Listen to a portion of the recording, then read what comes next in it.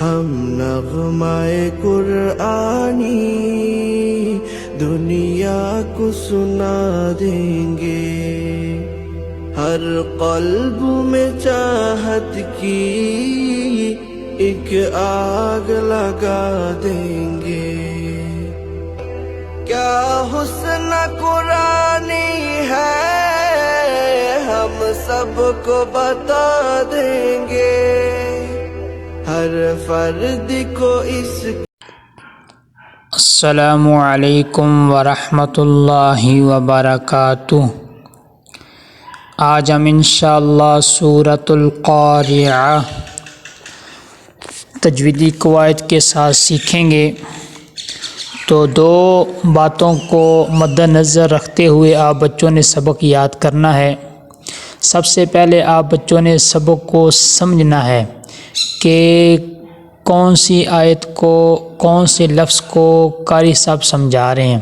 پہلے آپ بچوں نے صحیح اچھی طرح سمجھنا ہے، پھر اس کے بعد آپ بچوں نے یاد کرنا ہے۔ بار بار آپ بچوں کو یہ بات بتائی جا رہی ہے کہ بیٹا سمجھ کے یاد کریں۔ جتنا آپ بچے سمجھ کے یاد کریں گے اتنا آپ بچوں کو جلد ناظرہ قرآن مجید پڑھنے کا طریقہ آ جائے گا۔ اگر آپ بچے اما پارہ ایک پارہ آپ سمجھ کر پڑھ لیں یا آدھا پارہ سمجھ کے پڑھ لیں تو آپ بچے پورا قرآن مجید جہاں سے آپ سے پوچھا جائے آپ بچے آرام سکون سے سنا سکتے ہیں۔ اصل مقصد یہ ہے کہ آپ بچے سمجھنے والے بن جائیں۔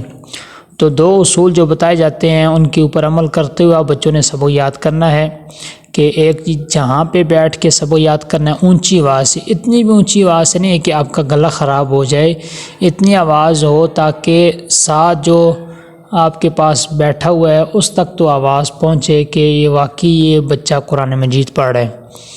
اور دوسرا یہ ہے کہ ٹھہر ٹھہر کے رک رک کے ہر حرف کو ادا کر کے آپ بچوں نے پڑھنا ہے۔ تیز تیز پڑھیں گے تو آپ کا نہ لب و لہجہ بنے گا، نہ آپ کی آواز میں خوبصورتی پیدا ہوگی، نہ آپ کے الفاظ حروف ٹھیک ہوں گے۔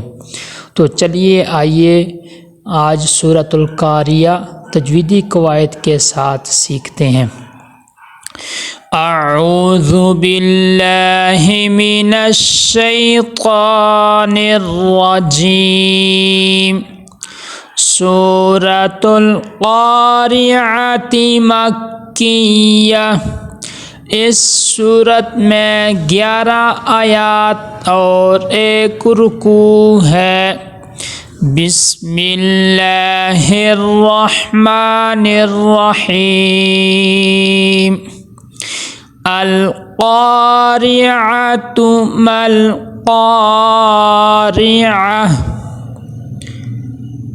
تو سب سے پہلے 2 آیات میں نے ان دونوں آیات کو اکٹھا پڑھ لیا اس وجہ سے کہ پہلی آیت میں 1 لفظ ہے، دوسری آیت میں بھی 2 لفظ ہیں، تو اتنا میرے سانس ہے کہ میں 2 آیات کو اکٹھا پڑھ سکتا ہوں۔ آپ اگر بچے الگ الگ پڑھنا چاہیں تو الگ الگ بھی پڑھ سکتے ہیں۔ القاریعہ ما القاریعہ،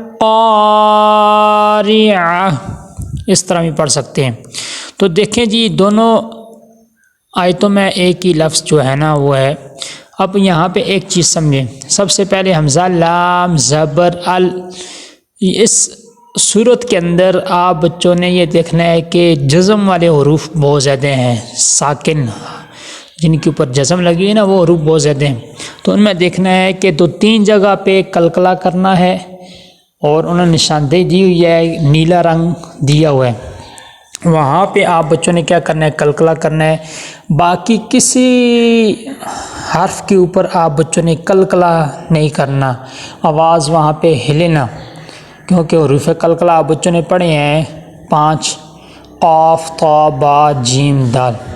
تو جہاں پہ اس طرح کا حرف آ جائے اس کے اوپر جزم آ جائے وہاں پہ آپ نے قلقلہ کرنا، اس کے علاوہ کسی حرف کے اوپر قلقلہ نہیں کرنا۔ میں آگے یہ بات دوبارہ رپیٹ نہیں کروں گا کہ یہاں پہ دیکھیں جزم والا حرف آ گیا ہے، ساکن حرف آ گیا ہے، تو یہاں پہ آپ نے قلقلہ نہیں کرنا، کیونکہ اس صورت کے اندر بہت زیادہ جزم والے حروف آ رہے ہیں۔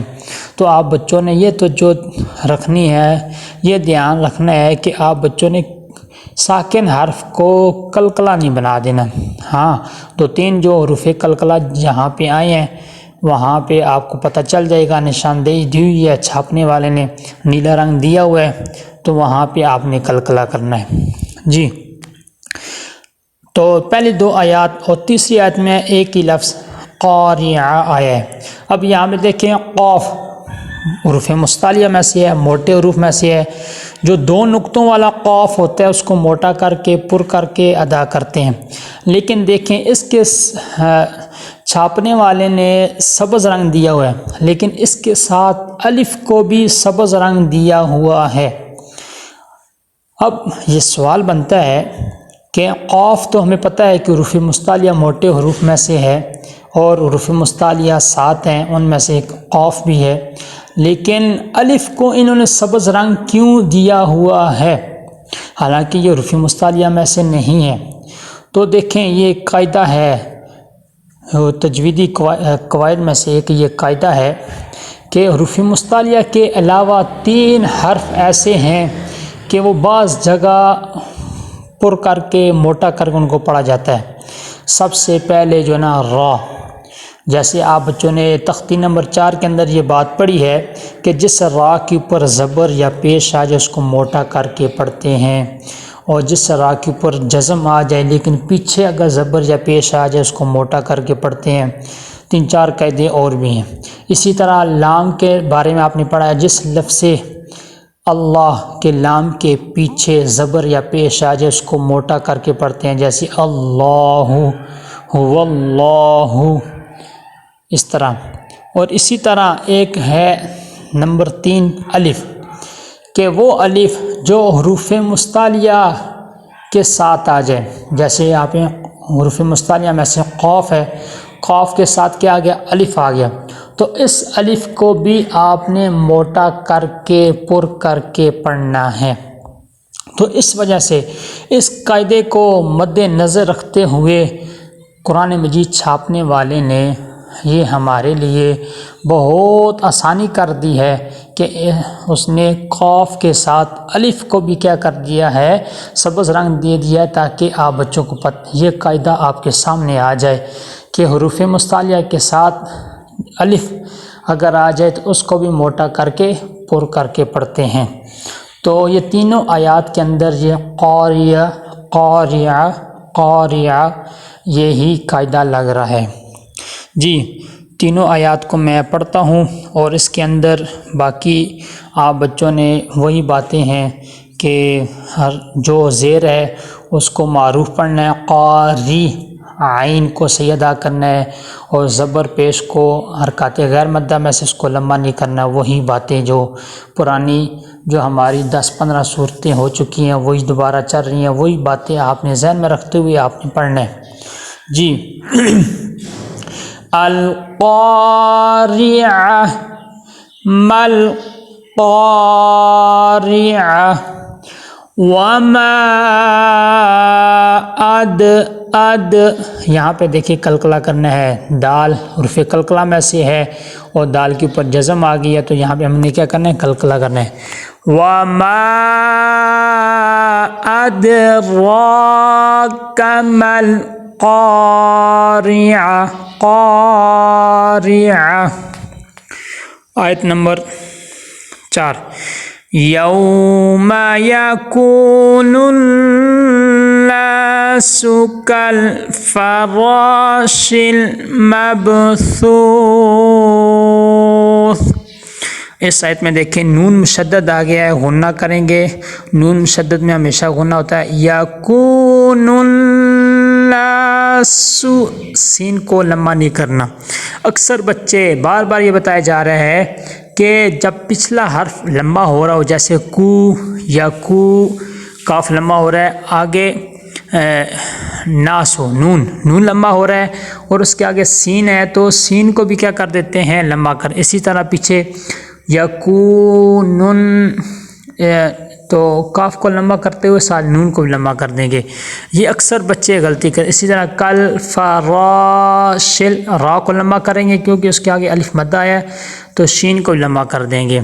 تو اس طرح کی غلطیاں بہت زیادہ بچے کرتے ہیں کہ حروف مدہ کو لمبا کرتے ہوئے کھڑا زبر کھڑی زیر الٹا پیش کو لمبا کرتے ہوئے ساتھ آگے دوسرا جو حرکات غیر مدہ ہوتا ہے زبر زیر پیش والا حرف ہوتا ہے اس کو بھی ساتھ لمبا کر دیں. یہ بہت غلطی ہوتی ہے آپ بچوں کی. یوم یکون الناس کالفراش المبثوث وَتَكُونُ الْجِبَالُ كَالْعِهْنِ الْمَنفُوشِ. اب یہاں دیکھیں ساکن حرف کتنی دفعہ آ چکا ہے. تو کلکلا نہیں ہونا چاہیے ساکن حرف کے اوپر. جو حرف کلکلا ہے والا ہے تو اس کو تو کلکلا کرنا، اس کے علاوہ کسی حرف کے اوپر وَتَكُونُ الْجِبَالُ کَالْعِهْنِ اس طرح نہیں کرنا. وَتَكُونُ الْجِبَالُ كَالْعِهْنِ الْمَنفُوشِ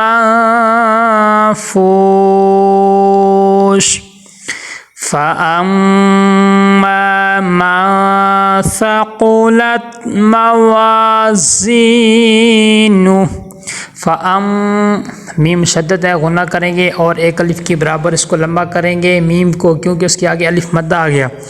اس کے آگے نون دیکھیں نون ساکن ہے اور اس کے آگے ثا حروف اخفا میں سے آ گیا نون ساکن کا غنہ کریں گے گنگناٹ کی آواز پیدا ہو. فَأَمَّا مَا ثَا سینیت اس کو بنانا ثَقُلَتْ موازینُ. اگلی آیت نمبر 7 فَهُوَ فِي عین کی آواز صحیح طرح تھوڑا سا زور لگائیں گے، حلق کے درمیان سے ادا کرنا ہے. فَهُوَ فِي عِیشَةٍ راضیہ. اب یہاں پہ دیکھیں تا کے نیچے جو گول تا ہے اس کے نیچے دو زیر آ گئے ہیں اور دو زیر حرکات تنوین میں سے ہے. حرکات تنوین کے بارے میں ہم نے یہ پڑھا ہے کہ حرکات تنوین کو ناک میں غنہ کر کے پڑھتے ہیں، غنہ کر کے پڑھتے ہیں. لیکن حرکات تنوین نون ساکن تنوین کے جو ہم نے 4 قاعدے پڑھے ہیں کہ نون ساکن تنوین کے آگے حروف یرملون میں سے کوئی حرف آ جائے تو 4 میں غنہ ہوتا ہے اور 2 میں غنہ نہیں ہوتا. جب نون ساکن یا تنوین کے آگے حروف یرملون میں سے کوئی حرف آ جائے تو وہاں پہ ادغام ہوتا ہے. ادغام کا مطلب ہے کہ تنوین کو نون ساکن کو ہم نے اس میں ادغام کریں گے داخل کریں گے اور پھر 4 میں غنے کے ساتھ ادغام کریں گے اور 2 میں بغیر غنے کے ادغام کریں گے. اور جو بغیر غنے کے جو جن میں ادغام کریں گے وہ ہے لام اور را.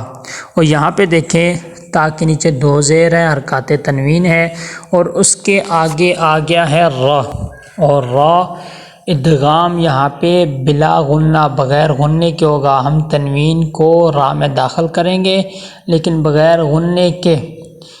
فی عیشۃ راضیہ فی عیشۃ راضیہ.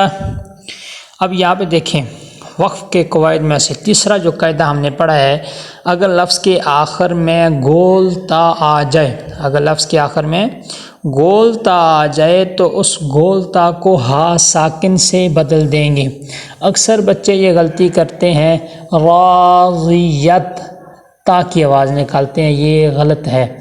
یہ قواعد تجویدی قواعد کے خلاف بات ہے. راضیت نہیں ہے بلکہ راضیہ راضیہ. اگلی آیت نمبر 8 وَأَمَّا مَنْ خَفَّتْ مَوَازِينُهُ. اب یہاں پہ دیکھیں نون ساکن آ گیا لیکن یہاں پہ غنہ نہیں ہو رہا. کیوں نہیں غنہ ہو رہا؟ کیونکہ اس کے آگے خا حروف حلقی میں سے آ گیا ہے. تو ہم نے یہ پڑھا ہے کہ جس نون ساکن یا تنوین کے آگے حروف ہلکی 6 ہیں، حمزہ، ہا، عین، حا، غین، خا، ان میں سے کوئی حرف آ جائے تو وہاں پہ غنہ نہیں ہوتا۔ جی اس سے اگلی آیت فَأُمُّهُ هَاوِيَةٌ، فَأُمُّهُ هَاوِيَةٌ، جی یہاں پہ بھی وہی قاعدہ لگ رہا ہے ہاویہ کہ آخر میں گولتا آ گئی ہے تو اس کو ہا ساکن سے بدل دیں گے۔ آگے وَمَا أَدْرَاكَ مَا هِيَ، اب یہاں پہ دیکھیں کہ وقف کا جو قاعدہ ما ہیہ، وقف کا جو قاعدہ ہم نے پڑھا ہے کہ اگر لفظ کے آخر میں جزم آ جائے، اگر لفظ کے آخر میں آخری حرف کے اوپر جزم آ جائے تو وہاں پہ کوئی تبدیلی نہیں کریں گے۔ اب دیکھیں ما ہیہ لکھا ہوا ہے تو جب وقف کریں گے اسی طرح پڑھیں گے وَمَا أَدْرَاكَ مَا هِيَ۔ اگلی آیت نمبر 11 اور یہ آخری آیت ہے اس سورت کی، نَارٌ حَامِيَةٌ، نَارٌ حَامِيَةٌ۔ اب یہاں پہ دیکھیں نون کے ساتھ الف ہے، نون کو ایک الف کے برابر ہم نے لمبا کیا ہے، آگے را کے اوپر 2 زبر ہیں اور 2 زبر حرکات تنوین میں سے ہے، تنوین کو ناک میں غنہ کر کے پڑھتے ہیں، لیکن ہم نے یہاں پہ غنہ نہیں کیا، اس وجہ سے نہیں کیا کیونکہ تنوین کے آگے حا حروف حلقی میں سے آ گیا ہے، تو حروف حلقی کیا کرتا ہے، تنوین کو ناک میں غنہ کرنے سے روک دیتا ہے۔ نار حامیہ۔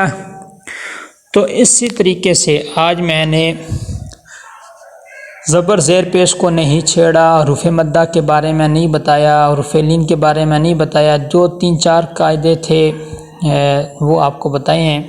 تو اب اس کا مطلب یہ نہیں ہے کہ آپ بچوں نے حروف مدہ کو لمبا کرنا چھوڑ دینا ہے، کچھ چیزیں ایسی ہیں کہ وہ بار بار رپیٹ ہو چکی ہیں، شاید آپ کے ذہن میں وہ بیٹھ گئی ہوں، اس وجہ سے میں نے وہ چیزیں چھوڑ دی ہیں کہ یہاں پہ دیکھیں الف مدہ آ گیا، اس کو 1 الف کے برابر لمبا کرنا ہے۔ آپ بچوں نے اب یہ چیزیں خود سمجھنی ہیں اور خود اس کے اوپر عمل کرنا ہے، خود جو ہے نا اپنے طور طریقے سے ایک ایک آیت کو سمجھ کے پڑھیں کہ یہاں پہ حروف قلقلہ آ گیا تو قلقلہ کریں گے، یہاں پہ حروف اخفا آ گیا تو غنہ کریں گے، یہاں پہ حروف ہلکی آ گیا تو یہاں پہ ہم غنہ نہیں کریں گے۔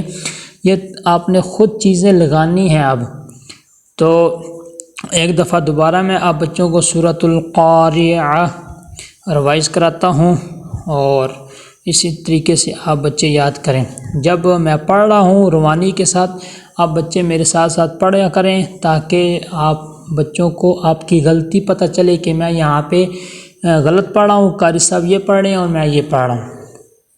تو یہ بھی یاد کرنے کا ایک طریقہ ہے کہ آپ کو کیسے پتہ چلے گا کہ آپ کو سبق یاد ہو گیا۔ تو آپ ایسا کریں کہ آپ جو میری جو ہے روانی والی جو جگہ ہے وہاں سے نکالیں ویڈیو کو، تو وہاں سے میرے ساتھ آپ پڑھنا شروع کریں، جیسے میں پڑھوں گا آپ میرے ساتھ پڑھیں، تو دیکھیں کہ آپ جس طریقے سے پڑھ رہے ہیں میں بھی اسی طریقے سے پڑھ رہا ہوں تو ٹھیک۔ اگر آپ کا طریقہ غلط ہے تو آپ دوبارہ اس لفظ کو، اس حرف کو کیا کریں، ٹھیک کریں۔ جی القارعۃ ما القارعۃ وما ادراک ما القارعۃ یوم یکون الناس کالفراش المبثوث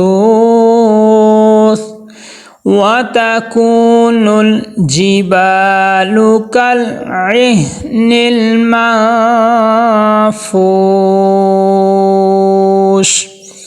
فَأَمَّا مَنْ ثَقُلَتْ مَوَازِينُهُ فَهُوَ فِي عِيشَةٍ رَاضِيَةٍ وَأَمَّا مَنْ خَفَّتْ مَوَازِينُهُ فَأُمُّهُ هاوية وما أدراك ما هي نار حامية صدق الله العظيم.